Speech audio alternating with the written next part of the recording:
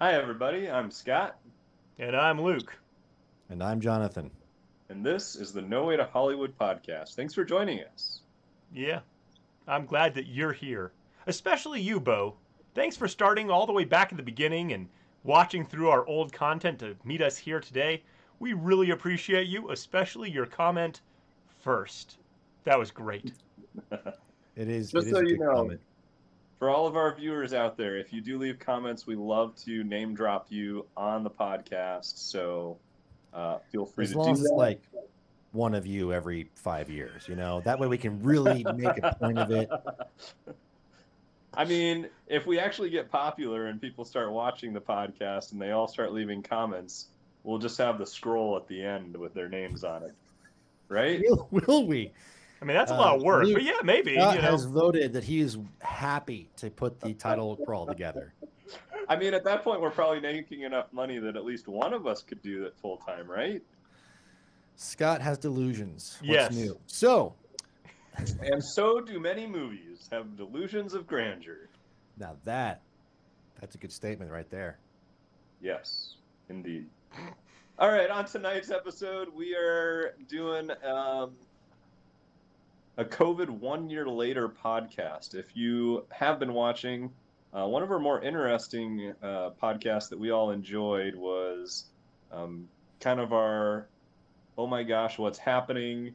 How will Hollywood respond to this? Making a lot of stuff, and it turned out to be fairly reasonably accurate as to what we thought would happen. Look at us, prognosticators. It's like we're smart or something, right, Luke? I mean, I wouldn't say that, but sure. I guess even a stuck clock is, right twice a day. Jonathan, what is some of the big news coming out of Hollywood right now? Well, gentlemen, right now in Hollywood, things are quid pro quo, as in all messed up. Currently, Is that what quid pro quo? No, it doesn't. That's not what that means. Okay, yeah, okay. I mean, I know. I don't really care. Quid pro quo, what? Quid pro quo. That's like you do something for me, I do something for you. Yes. That's what that actually means. Yeah. Yes. Well It's used just- in the original animated Aladdin, by the way. Really? It's also used in Silence of the Lambs. Yeah, that's Anyway. what I was thinking. Okay. Anyway, now that we've gotten through whatever that was, the industry has kind of gone back to, in a lot of ways, full-fledged movie making. That's what's happened in the last few months, and they've been dropping their movies into theaters more and more. The big blockbuster, I would say, the big homecoming was actually Fast and Furious 9, but really after that was Marvel's Black Widow. That came out. That was kind of the big, big Marvel movie came back to theaters. I guess we can all come back now. So that's happened. But one of the interesting stories is that Clifford, the Big Red Dog, which I know is a movie that both of you were just ecstatic looking forward to, Yeah. has actually been pulled to be in an indefinite release date at this point, because now that the Delta variant is out there and new mask mandates are being talked about and or issued / vaccine concerns, basically the world kind of just being on fire. This is fine. This is fine.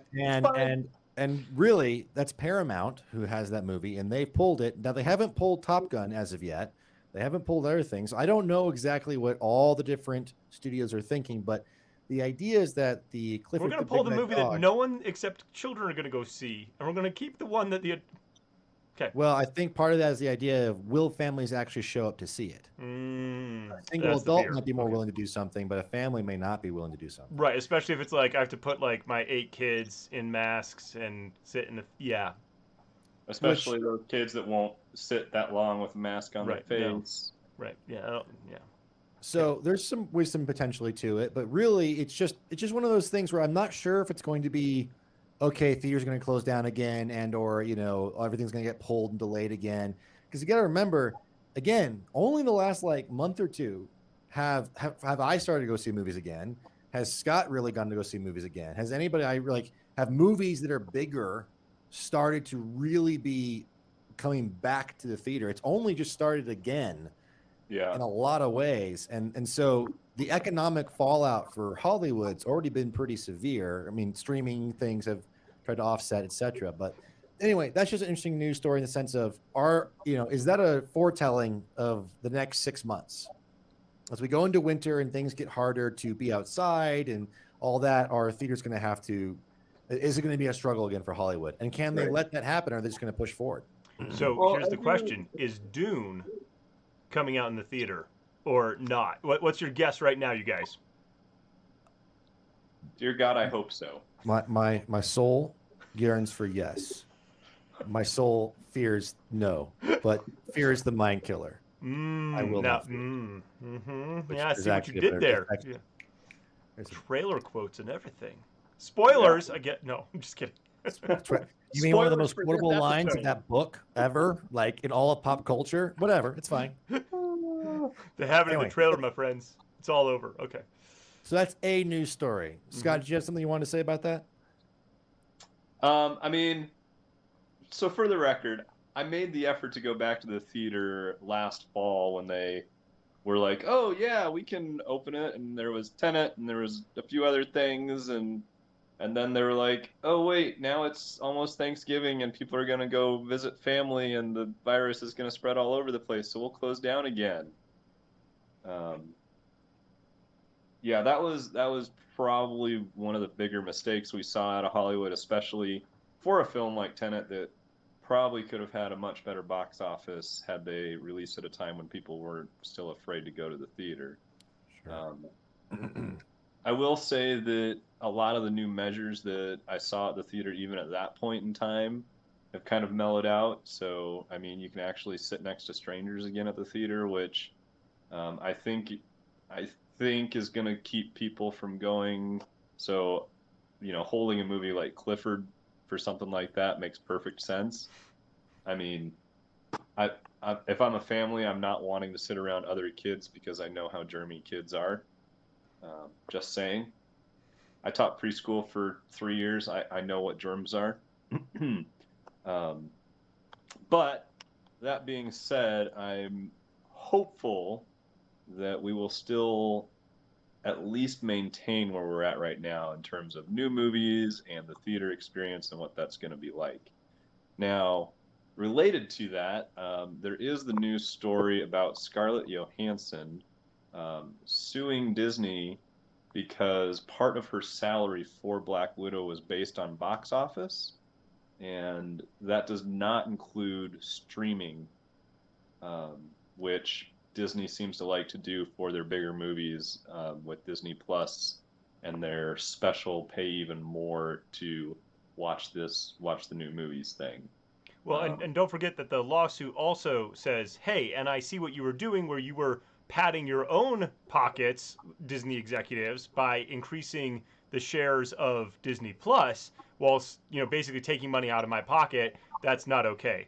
And so I haven't had a chance to watch the YouTube videos from the lawyers that I like watching, talking about these cases. But when I read it, I was like, that one's pretty open and shut as far as I can tell. And then reading like Disney's response where they're like, but COVID, and being like, shut up, do your jobs and actually renegotiate when the people that you need to renegotiate with actually reach out to you and say, hey, you're about to breach your contract, you should renegotiate with us.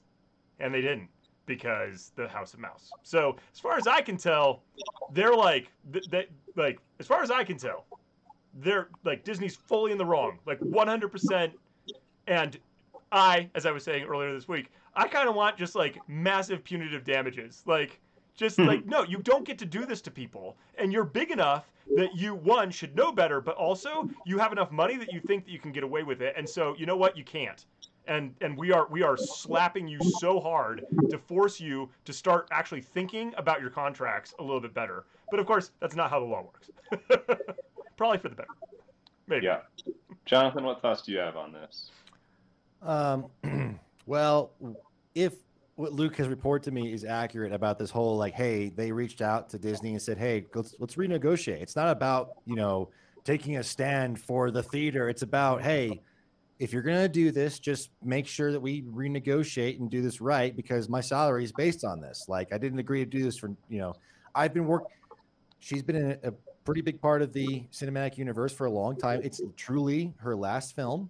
You know, you ought to pay her right and let her have her last cash payday for this universe and go home, right? Like that's just right. And so if that's correct, that they reached out and tried to make that right and they didn't respond well because Disney can sometimes be a punk about things, then that's a little frustrating. But you got to realize that I think it's for this way for Luke right now as well. But for me in particular, I'm pretty upset with Disney as a company. I'm pretty upset with Lucasfilm as a company. I'm pretty upset with the people running these things. It seems like they're pretty foolish. We've always known the House of Mouse can get away with a lot, that they charge extraordinary amounts for lots of things, and it's kind of expected.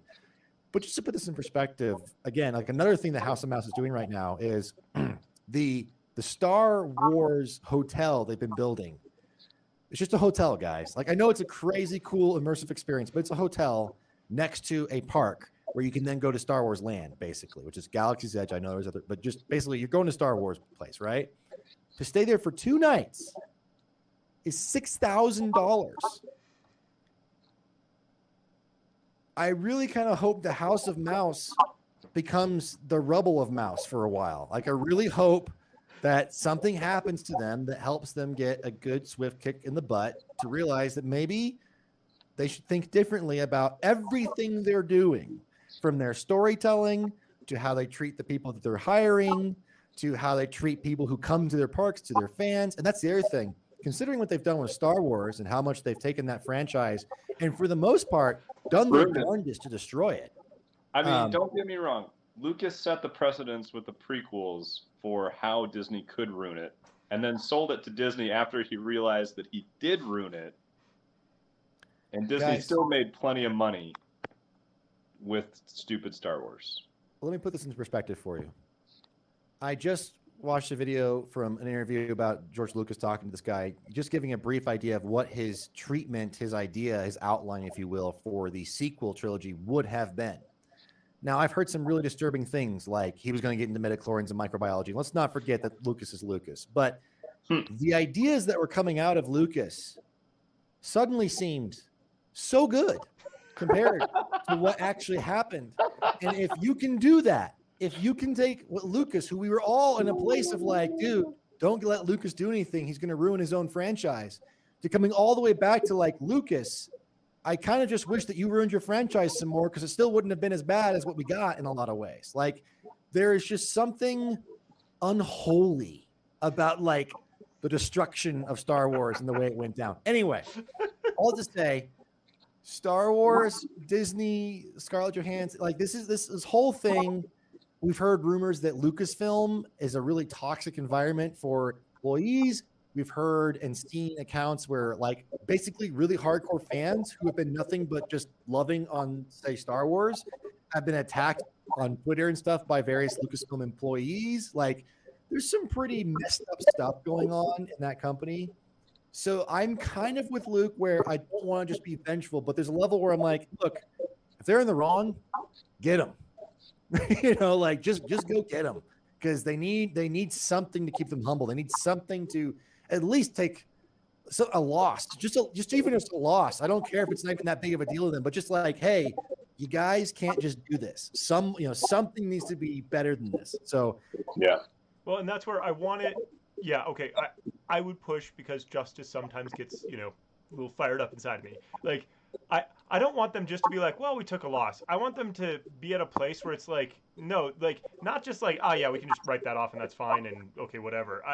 I really want them to be like, okay, we can't do business this way anymore. We are going to do better going forward because of the financial hit that it is to do it wrong.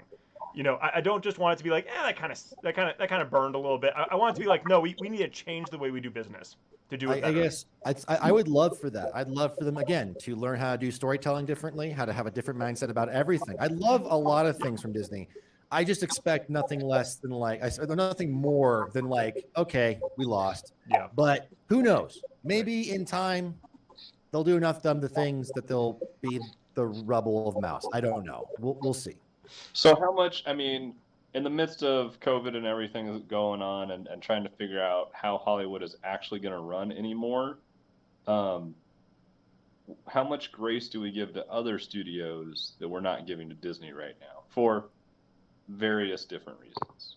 We give no grace to anyone ever. That is our policy here on No Way to Hollywood. No, I'm just kidding. I guess I would like to ask you a question, Scott. When you say grace, like, can you define that a little bit more for me? Like, what do you, like, you talking about, like, if they screw somebody, then we should not, like, what are you talking about? I mean, yeah, I mean, in general, it's the decisions that they're making and whether or not we appreciate them or not. Like, if other studios are making bad decisions along the same lines of Disney, how do we talk about it? How do we treat them? Well, for me, it's really about not like if you make boneheaded decisions, I'll be really frustrated with you because at least if I think it's boneheaded, because I think it's a boneheaded decision, and I'll be frustrated. I'll be like, "What are you guys doing?" Right? I'll be I'll be miffed. Okay, but it's when you start treating people poorly that's when things actually become serious for me. Where it's like, yeah, you can make boneheaded decisions and run yourself into the ground and tell terrible stories. Like, if that's what you want to do, you go right ahead. But if you do things that are actually ethically wrong and harm the people that you are in contract with and stuff, that's when it's like, I'm sorry, you don't actually get to do that just because you have a lot of money or because you have no money or whatever. Like, don't treat people poorly. Well, I'll just say, I fear, and one of my thoughts towards Hollywood is that that's happening constantly in all studios, in all places, in all levels, all the time. Yeah. And Scarlett Johansson is just wealthy enough, big enough, has a strong enough case legally that she can just come after them, and it's actually a story that we hear about. Right. I mean, guys, screenwriters get their stories literally stolen all the time. Oh, and that there's a reason why I like our name of No Way to Hollywood, because I don't want to be like them. I don't want to be in their circles. I want to make movies that are better than they make and as big as they make, but treat people right. And like, I have dreams and stuff like that. Right. But so I totally agree with you. I think I'm just always assuming that all the studios are doing that. But as far as like what I can see, you know, what like a big news story or what I'm seeing from decisions, I'll take a stand. So Warner Brothers has gotten a lot of guff from their filmmakers, directors, and stuff, and journalists. Everyone's like, you know, they used to be the place that was great for filmmakers, but now they're doing the streaming service thing, and they're doing a day and date release, and how dare they compromise everything? And don't get me wrong, guys, I love a good theater experience. And like I said, if Dune doesn't come out, you know, in the theater, I'm going to be super bummed for a lot of reasons. Okay. But I don't think Warner Brothers is dumb or bad for making the decisions they've made about streaming. I think it makes a ton of sense. I think it makes business sense. And I think that in a lot of ways, you gotta make lemonade with the lemons you got, right? Like you just gotta do what you gotta do. Now you can wait, and they have. And some movies they've delayed them and changed them, and you know they're trying. And I think in a lot of ways, Dune got delayed in part because it's like we know what Dune is. Dune is a big movie, and we know what this can be. So we're going to try to give it a shot to come out when there's not a pandemic. If it happens again, they can't hold on to the financial investment. They need to get some kind of return. Then okay, like that sucks, but okay, that's a business decision. I don't hate business for the sake of business.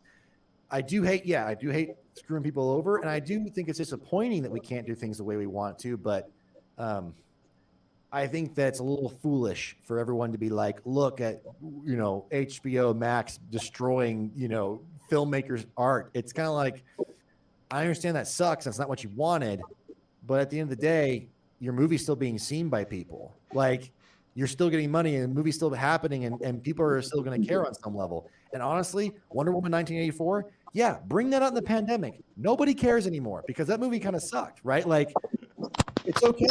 Like, we gotta move on beyond that. So that's a studio decision I can take a stand on, and you know that's the complete opposite of Disney, for instance.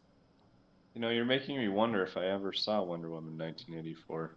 I did and not. You know what? If you'd seen it, you might still be wondering. Yeah, I did not. Okay. No interest. None. Zero. I mean, I heard such bad things about it. I mean, and to a certain extent, Tenet fell into the same boat, I think, even though there were elements of it that was still interesting. Tenet's a movie where I think I had a better experience at home than I would have had if I went to the theater. I think I actually probably heard more things and was able to focus more because I was at home than if I was at the theater. And I know that's strange, but I think that's probably true. There were certain sound issues for sure. And there still are. This brings up a whole new, like, straight to video versus theater release, and streaming seems to be way more profitable for the companies than just releasing to video anymore. So, do we get more stuff to streaming? Do we get stuff that's specifically made for streaming? Or will we continue to get good theater options consistently? Okay, to answer one of your questions, yes, we already get stuff that is made directly for streaming, a la Netflix or whatever, right? Or Amazon, right, with Tomorrow War and what, like, there is stuff that is already being produced for that world. And then as far as the question of, is it profitable? Like, I'm still unsure about that one. I think people are trying to get eyeballs and they're trying to get, like they're trying to grab people and pull them in, which is why they keep releasing, bigger films or whatever into their streaming services. And I'm pretty sure that executives and stuff are making a ton of money. I don't know, I haven't looked how much actual profitability it is for the industry or the group as a whole to release stuff to, say, Disney Plus or whatever. And that's where I just don't even know, right? Like, I can totally believe that Disney executives, when they released Black Widow on Disney Plus, made a lot of money, as Scarlett's, thing says, like, hey, this is what you guys are doing. But I don't know if that made a lot of money for everyone else in the industry. That I don't know. I think it's harder for stuff like HBO Max, where I'm not entirely sure, like, so is subscriptions the way they're going to count the cost, or the benefit, the profit they make? Are they going to, is it really just eyeballs? Is it something else they're looking at? I'm not sure what metric or algorithm or whatever they're using to calculate on that side of the equation. Whereas Disney Plus and their Premier Access is easily a dollar amount. It's That's like, true. Hey, it's $30 to watch this thing.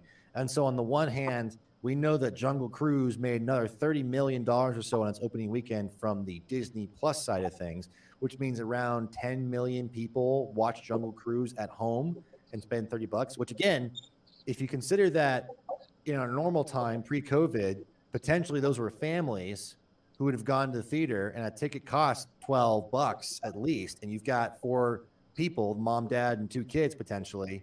You're already in the $40 and up, you're already $48, $50. You're already, there's a higher profit to be made, but they're still making, a decent chunk of change off of their release.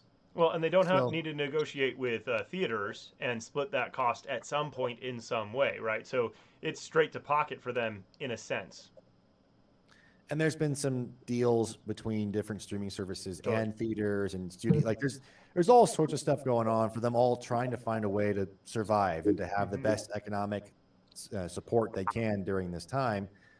And it is what it is. It's hard to make a good call on it, but I think the answer to your questions, Scott, is likely a yes to all of them. Where I think I'm very hopeful, at least, that we'll continue to have good theater options. I think we'll probably have at least some services releasing movies from the theater faster or same day and date, depending. And I think that you'll have plenty of even, these other studios that haven't been doing the streaming game as much. I think they're going to get into streaming only content. So I think it's, they're going to put as much content out there as they can, especially if they think they're going to make a profit off of its budget, right? That's what they're always trying to do. Will they be smart about it? Will they be wise? Will they make anything good? Will people actually want to pay money to see it?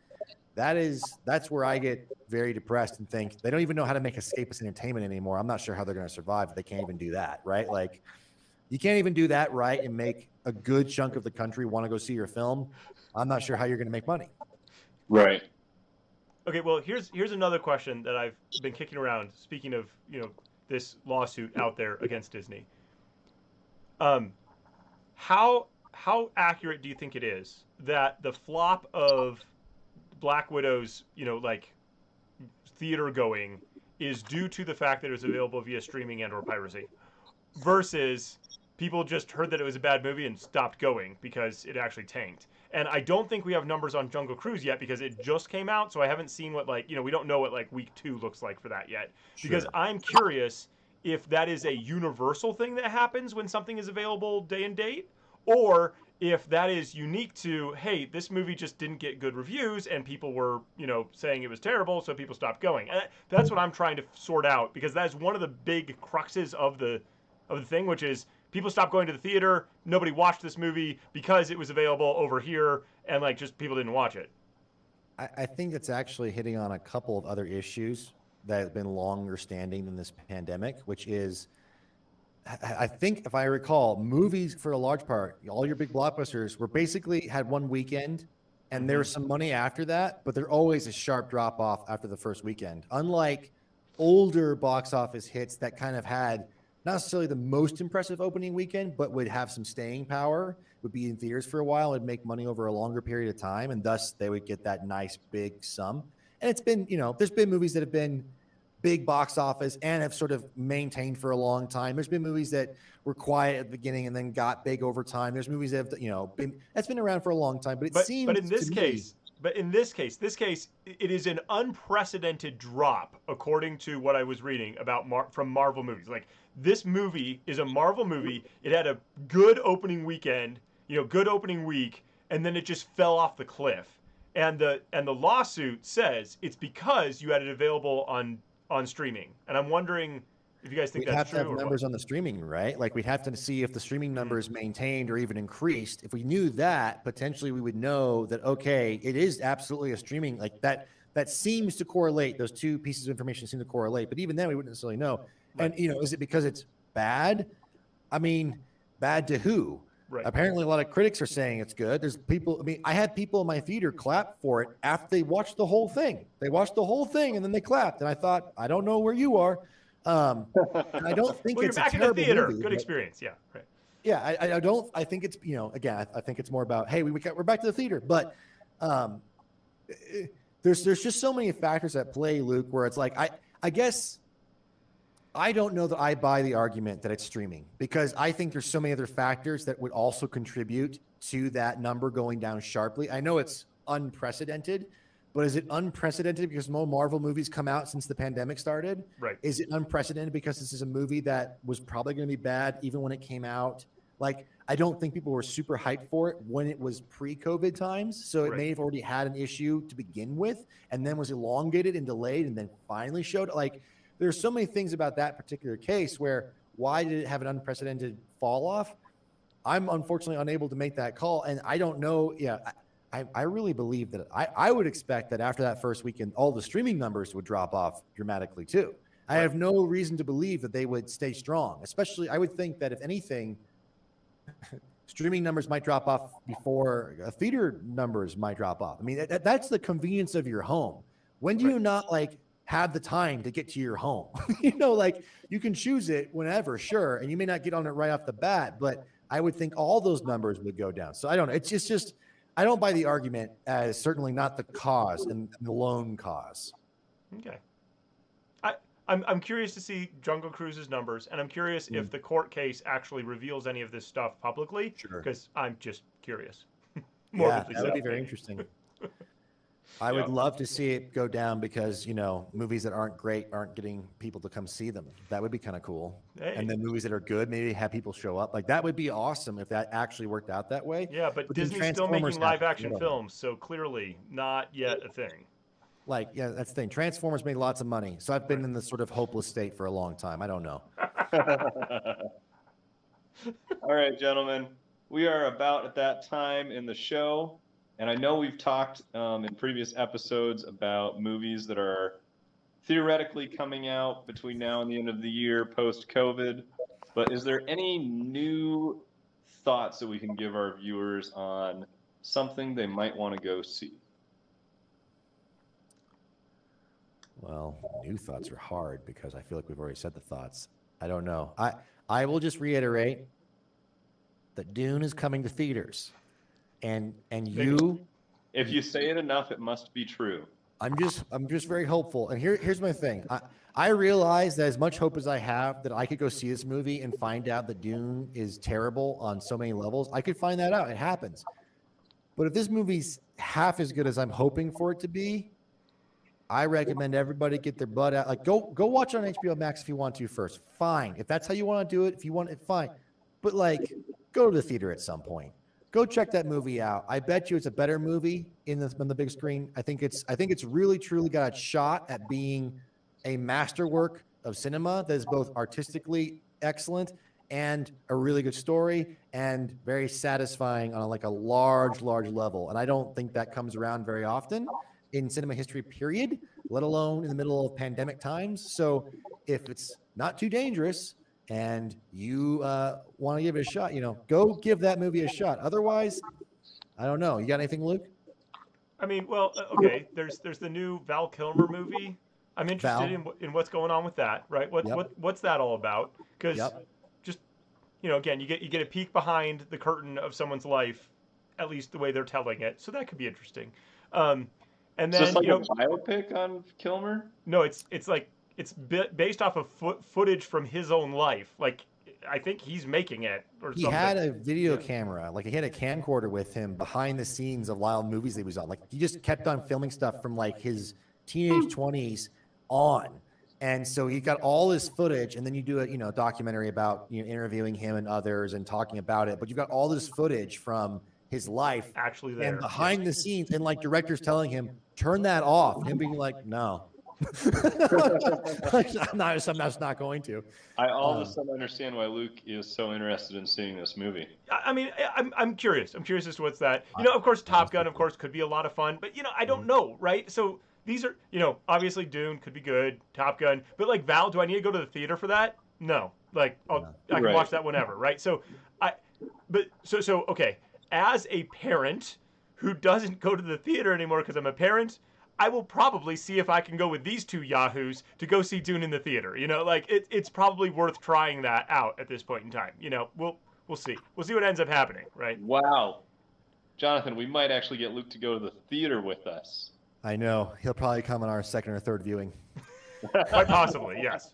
It has to match with family and life and work and stuff. Oh, right, that. Yeah, all that. Big deal. Yeah, you did mention Top Gun, and I did want to say a little something about that because I think it's going to fall into the same category as Dune is for me in the please release this in the theater, because I think there's certain things that even in the previews that I've seen going to see other movies, you're just not going to be able to recreate with a home theater. Right. And, we've talked about our dream home theaters before, and to a certain extent, you can get a really good home theater, and ultimately it's still going to fail in comparison to what you can get at the movie theater for experience.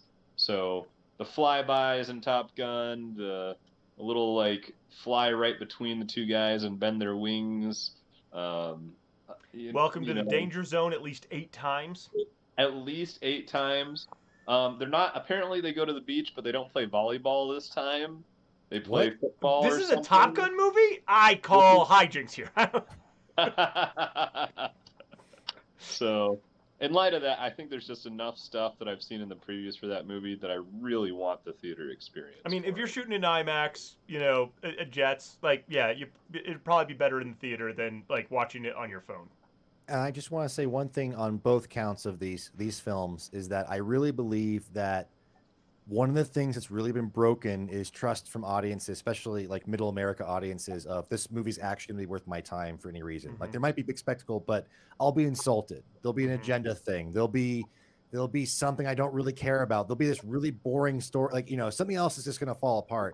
And I think part of the reason that I'm so excited and Scott's so excited, and to an extent that Luke can be because he has kids, he's excited. I think there's a certain level where part of the hope for these films is not just that they're big and they're spectacle and they're done well, which on a craft level I think is going to be top notch. But I do believe that Tom Cruise is not necessarily interested in agenda. He's interested in entertaining people. I think even if Denis Villeneuve is interested in some level of agenda, I think he's smart enough to stay true to the source material and still tell a very satisfying, emotionally compelling story along with spectacle. So these are movies that I think the hope is not just the spectacle is something you really should see in the theater, but the spectacle is something you're going to see in the theater after you've been engrossed into an emotional, good story of some kind, or something that makes you have fun, escapist entertainment again, so that you are along for the ride the whole way and not just there and thinking during the action scene, you know what, I kind of hate everybody in this movie. So I think that's the real hope here. So if there's something that calls to you in that, maybe these two movies will do it, but who knows? They might also be terrible. Who knows? It's possible. It's possible. All right, gentlemen. Good discussion tonight. Thank you all for viewing us, and we'll see you next time on the No Way to Hollywood podcast. Yes, please continue to like, subscribe, and comment. No, just comment. That's all we really care about. I mean, we like all of it, but Yeah, commenting gives us something to comment on. Yeah. Bye-bye. Bye.